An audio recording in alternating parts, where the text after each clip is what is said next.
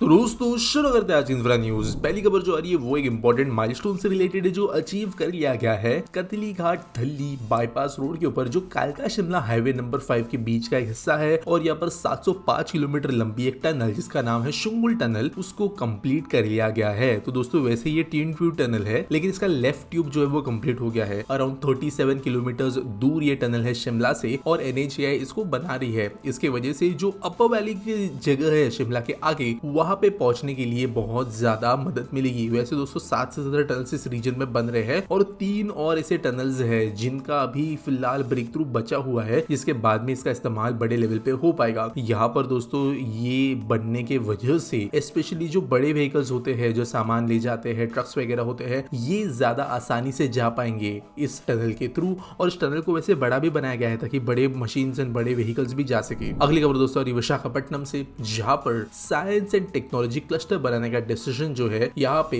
Chief principal science adviser PSA to government of India ने लिया है। तो बेसिकली इसके अंतर्गत गवर्नमेंट ने कुछ एडवाइजरीज रखी थी कुछ महीनों पहले कि अलग अलग जगह पे जो है साइंस हब टेक्नोलॉजी हब्स वगैरह बनाया जाए। तो यहाँ पर विशाखापट्टनम ने डिसाइड किया वो ऐसा बनेगा और एक काइंड ऑफ सही जगह भी है। सिटी में पोटेंशियल है, लोकेशन स्ट्रेटेजिक है और इसीलिए यहाँ पर DRDO, BHEL, RINL, AMTZ जो अलग अलग ऐसी ऑर्गेनाइजेशन है सरकारी और प्राइवेट जो की बहुत हेवीली रिसर्च एंड डेवलपमेंट करती है इनके यहाँ पर सेंटर सेटअप किए जाएंगे। 3 साल का समय लगेगा यहाँ पर प्रोजेक्ट को कमेंस करने के लिए from the date of sanctioning. और इसकी वजह से एक वाइब्रेंट और कोलैबोरेटिव इकोसिस्टम जो है विशाखापट्टनम का ये बहुत ज्यादा यहाँ पे बढ़ेगा। ये दोस्तों अगर कोई ऐसी बड़ी 7-8 इंडस्ट्रीज भी आ जाती है, PSUs आ जाती है तो उसकी वजह से जो दूसरे इंडस्ट्री पार्टनर्स है, दूसरे स्टेट लेवल की स्टेट लैबोरेटरीज है, स्टार्टअप्स है, MSMEs है और फिलैंथ्रोपिक फाउंडेशंस है, इंटरनेशनल ऑर्गेनाइजेशन है, ये भी बीच पीछे आते। तो विशाखापट्टनम के लिए ये चीज होना बहुत बड़ी बात है। अगली खबर दोस्तों जो आ रही है वो है मुंबई से जहां पर 2 कंपनी सामने आई है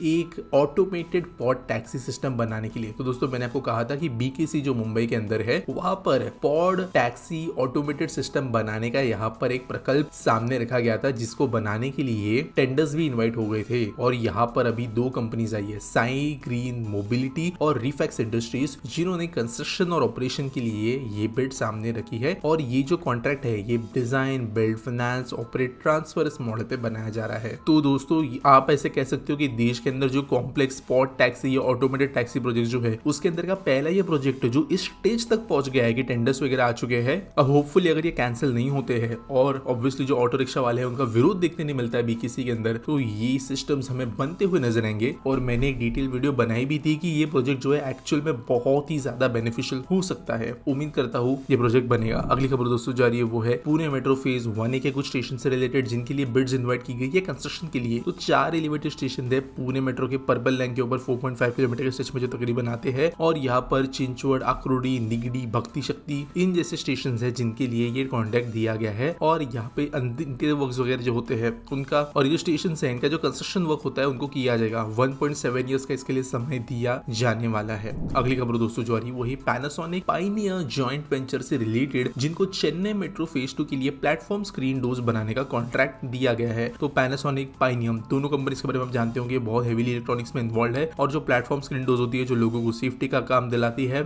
इनके लिए ये कॉन्ट्रैक्ट दिया गया है। वैसे कुछ और फेजेस है चेन्नई मेट्रो के जो बहुत लंबे हैं जिनके लिए कुछ और कंपनीज को कॉन्ट्रैक्ट मिला है लेकिन यहाँ पर फेज 2 के कुछ स्ट्रेचेस के लिए अब इस 2 कंपनी की जीवी को कॉन्ट्रैक्ट मिल गया है। अगली खबर दोस्तों जो आ रही है वो है कोची से जहाँ पर एक यूनिक प्रोजेक्ट अंडरटेक किया जाने वाला है जो कि है वाटर बॉडीज के रिजुनेशन के लिए। तो दोस्तों कोची के अंदर हालांकि इंक्रोचमेंट बहुत कम है लेकिन फिर भी जो वाटर बॉडीज है उनके आसपास में काफी इंक्रोचमेंट है। अगर आप कोची की जियोग्राफी समझते हो तो ये शहर लिटरली कई सारे आइलैंड्स पेनिनसुला से बहुत ज्यादा पानी के बीच के अंदर बना हुआ शहर है। तो यहाँ पर पानी एक बहुत जरूरी चीज है शहर के एग्जिस्टेंस के लिए। और यहाँ पे गवर्नमेंट ने डिसाइड किया कि वो 3,853 करोड़ रुपीस खर्च करेंगे urban regeneration and water transport project के अंतर्गत। बेसिकली एनक्रोचमेंट हटाया जाएगा, कई सारे वाटर बॉडीज जो है उनको नेविगेबल बनाया जाएगा। बेसिकली यहाँ पे उनको गहरा बनाया जाएगा, कुछ जगह पे वाइड बनाया जाएगा ताकि वहाँ पे नेविगेबल कैनल्स बन सके जिसमें से बोट्स वगैरह जा सके। सीवेज ट्रीटमेंट प्लांट्स बनेंगे और इस तरीके से ये जो कैनाल्स है वाटर बॉडीज है इनका इस्तेमाल पूरे शहर के अंदर बड़े लेवल पर हो सकेगा, ट्रांसपोर्टेशन के लिए भी और दूसरे रीजन के लिए।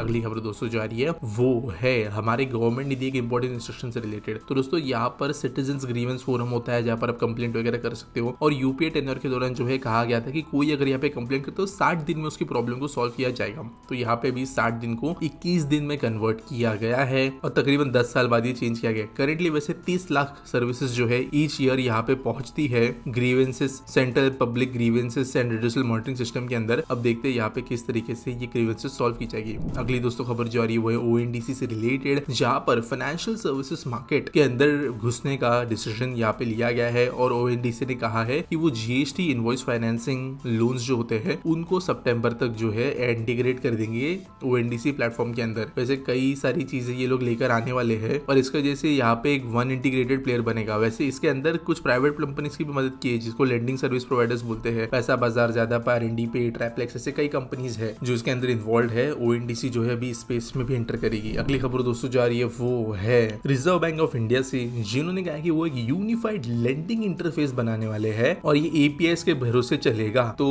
बेसिकली दोस्तों यहाँ पे मतलब ये होने वाला है, एपीआई अगर थोड़ा प्रोग्रामिंग वगैरह समझते हो तो एक जो बिहाइंड द सीन्स पूरा डेटा मॉनिटरिंग होगा, एक काइंड ऑफ सिस्टम बनाया जाएगा। वो आरबीआई के द्वारा होगा, सेंट्रलाइज किसने दिया है, कितना दिया है, कितने पे दिया है लोन, कौन है, पैन वैलिडेशन हो गया, अकाउंट एग्रीगेशन कैसा हो रहा है, ई-केवाईसी, आधार इंटीग्रेशन, सब कुछ जो है बिहाइंड द सीन्स होगा। जो प्राइवेट कंपनीज है, इंडिपेंडेंट स्टार्टअप्स है, वो अपने लेयर्स को आगे लगा सकेंगे, वो जो है अपनी तरह से इंटरफेस बना सकेंगे, फीचर्स को ऐड कर सकेंगे। लेकिन जो बैकग्राउंड में सारी चीजों का नोटेशन होगा, डेटिंग होगा और सब एक काइंड ऑफ आप कह सकते हो इंटीग्रेशन होगा, वो आरबीआई के जरिए किया जाएगा। तो ये काइंड ऑफ जरूरी है। जैसे अगर आप म्यूचुअल फंड अगर खरीदते हो किसी भी प्लेटफॉर्म पे, तो वो उस ऐप के पास में या उस कंपनी के पास में नहीं होता है, वो सीडीएस एनडीएसएल जैसे रिपोजिटरी के साथ में होता है, सब मैनेजमेंट वहां से होता है। ये सिर्फ आगे के इंटरफेरेंसेस होते हैं जो ब्रोकर्स की तरह काम करते हैं, ये ओन नहीं करते आपका कोई भी सामान। तो सिमिलरली ये चीज है, वैसे डायरेक्ट कंपैरिजन नहीं हो सकता, लेकिन एक सिमिलर चीज जो है वो लेंडिंग के लिए की जाने वाली है। तो ये देश के अंदर जो डेट सिचुएशन है, कर्जा कौन कितना कैसे उठा रहा है, कौन दे रहा है रिटर्न, कौन नहीं दे रहा है, सब जो है इजीली मॉनिटर हो पाएगा। अच्छा, हॉस्पिटल के बारे में तो आयुष पूछते हैं, why government is not making underground metro in cities like Jaipur, as Jaipur is not very populated. I understand they can't make in cities like Delhi, Mumbai, etc. But cities which are growing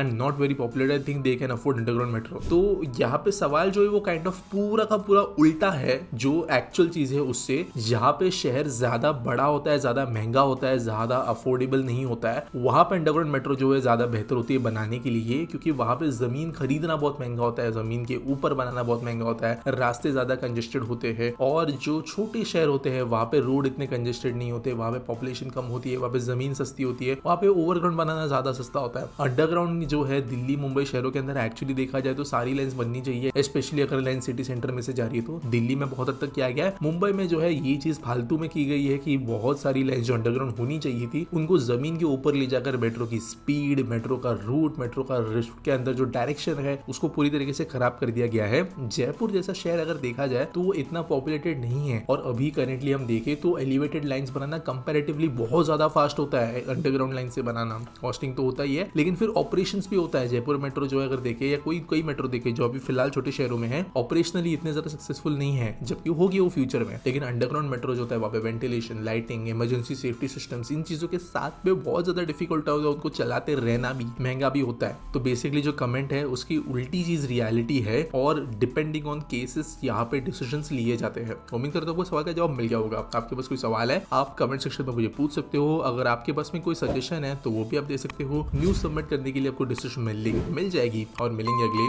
video में।